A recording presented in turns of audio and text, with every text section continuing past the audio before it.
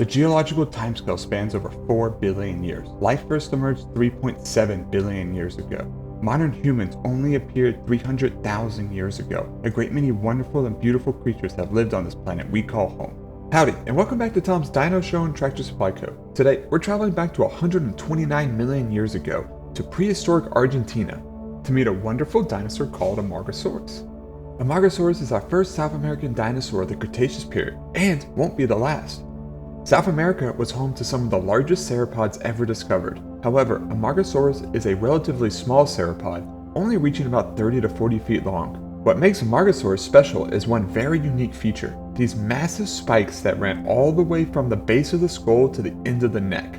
No other sauropod has ever been discovered with appendages like this. Paleontologists aren't sure what the spikes were for. The spikes were made of strong bone and may have looked much larger in real life, as it's possible they were covered in keratin. Keratin is what your fingernails are made of, which has led me to speculate that the spikes were actually fingers, making this the most handsy dinosaur we've discussed to date. Anyway, the keratin could have made the spikes look up to 50% longer. Paleontologists have proposed a few ideas of what the spikes could have been used for. One idea is the spikes were covered in a skin membrane and helped Amargasaurus with thermoregulation, like our friend Dimetrodon with his giant back sail. But other paleontologists think that the spikes would have been exposed and used to either fight against other members of the same species, like modern rams, which, by the way, rams is like a silly name. These two horned creatures like to run into each other, so let's name them after a verb. Or they could have used the spikes to fight off predators. What do you think they could have been used for?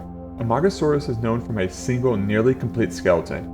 One of the most famous dinosaurs of South America, Concavenator, was also found at the same dig, and it's only known from a single, nearly complete skeleton as well. We won't be talking about Concavenator for a bit, as they don't evolve for a few more million years. Here is Amargasaurus' cladogram, but enough talking about Amargasaurus. Let's go meet Amargasaurus. Amargasaurus is a rare dinosaur. After days of searching, we gave up finding one through the normal means, and we set up game trail cameras around the many rivers of prehistoric South America. Something very unexpected occurred. We caught not just one, but two large male Amargasauruses. The river divides their territories. Neither will try to cross while the other is there.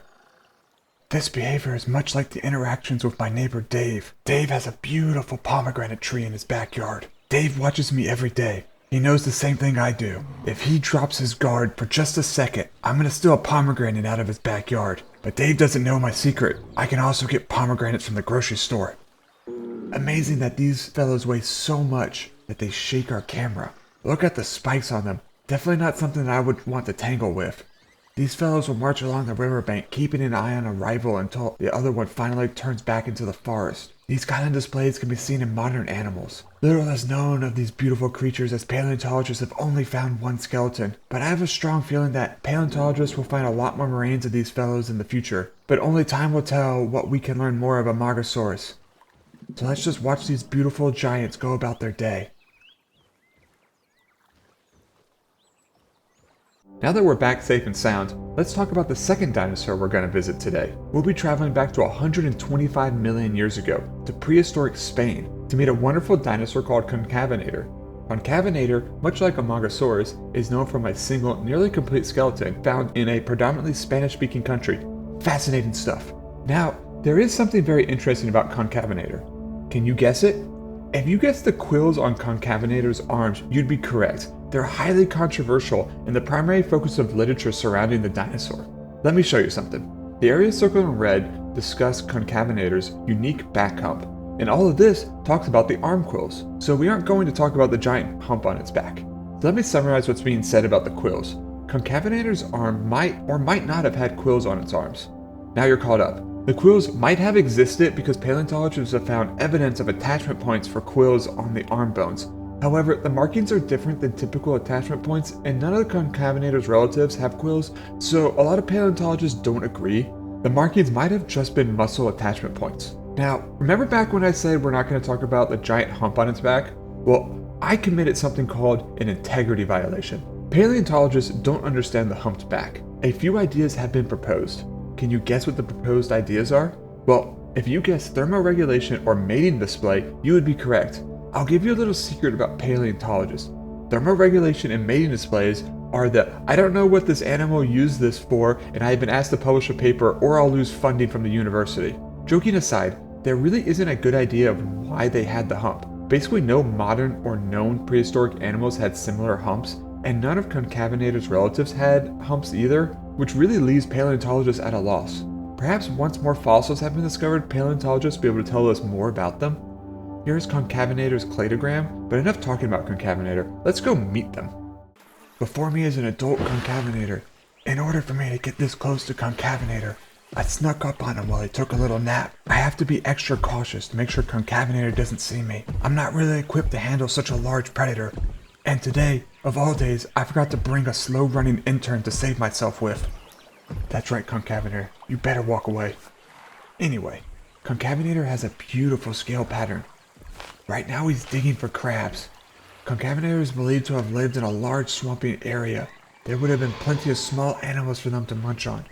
I sometimes dig up worms in my backyard to eat. Despite being more geared for hunting land animals, Concavenator won't say no to eating a fish or two. We haven't talked about pterosaurs in a while, but they're doing great and are found all over the world.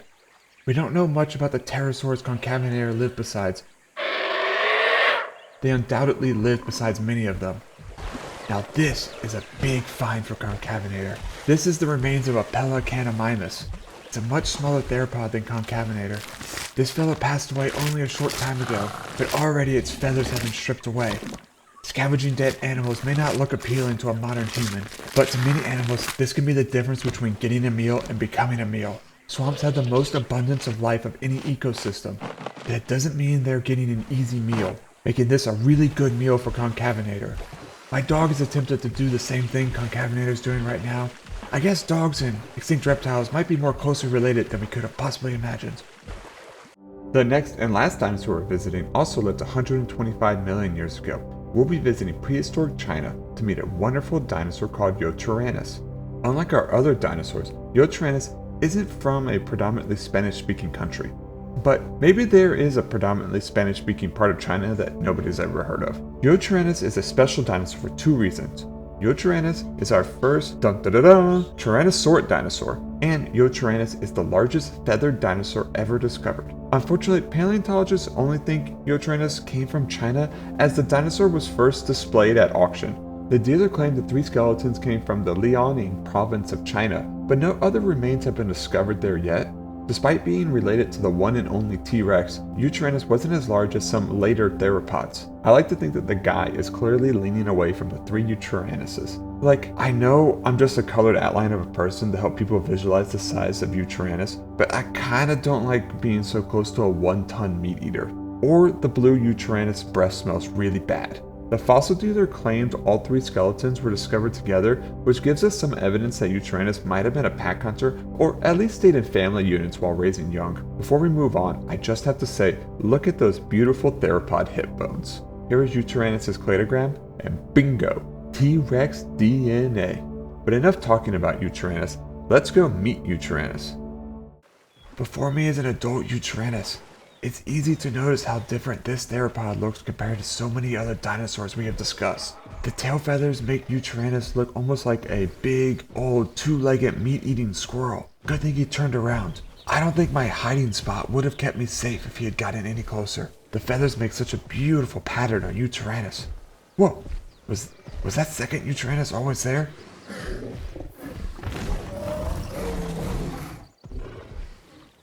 These two are a mating pair.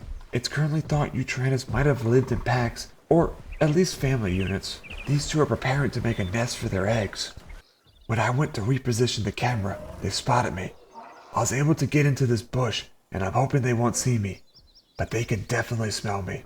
I knew I shouldn't have worn Chanel No. 5, but I'm nothing but a pretty stick. Such a good pretty stick I am, but not so pretty that you want to pick me up and play lightsabers with me. Alrighty, Tom, you can do this. Oh boy, he's getting really close. This is not good. Some could even say kinda bad. Oh boy, we can do this. You can do this, Tom. Yeah, that's right. You better turn away. Once again, Tom shows that humans are the apex predator of this world. I'm just gonna slip on out of here, and I'll catch you next time on Tom's Dino Show and Tractor Supply Go. What dinosaurs will Tom show next time? Well, Tom still needs to finish the list of approved dinosaurs, so it's really anybody's guess. Will Tom ever go back to just showing 2 dinosaurs in a single video, or will he stick to 3? Will Tom ever stop acting like a tough guy after all the danger has passed? You'll have to check out next episode of Tom's Dino Show and track the supply code to find out.